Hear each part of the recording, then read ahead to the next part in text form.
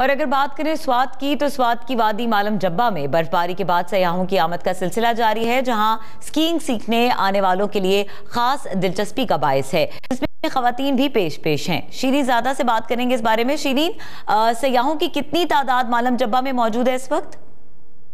जी, इस वक्त मैं मलम जवा में मौजूद हूँ। मलम जवा में बर्फ़बारी भी हल्की हल्की हो रही है और लोग स्की भी करते हैं, और ख़ासकर ख़वातीन स्की करने की कोशिश भी कर रहे हैं। उनसे जानते हैं कि वो स्की करने में कामयाब हो जाती है या नहीं। मेरा नाम महानूर है, हम पंजाब फैसलाबाद से आए हैं और हम यहाँ स्कीपिंग करने की ट्राई कर रहे हैं और बार बार हम गिर रहे हैं, लेकिन हमसे हो नहीं रही। मौसम बहुत अच्छा है, बर्फ़ पड़ी और यहाँ ठंड बहुत है। बहुत शुक्रिया। मैं थोड़ा सा वो बच्चे आपको दिखाऊं। आप देख सकते हैं वो बच्चे जो है ना, वो स्की जो है ना वो करने की कोशिश कर रहे हैं। और ये जो स्लोप है मैं आपको वो दिखा दूं। आप ये स्लोप देखें, काफ़ी मतलब साफ सुथरा, तकरीबन ये 9300 फीट की बुलंदी से जो है ना वो बिल्कुल टॉप है, और वहाँ से नीचे जो है ना फिर वो सारा ये आता है। तो स्कीयर जितनी भी है उनको दावत है कि वो आए और बर्फबारी और यहाँ के खूबसूरत नज़ारों से जो है ना वो लुत्फ़अंदोज़ हो। जी शुक्रिया शीरीन ज़ादा। शदीद बर्फबारी भी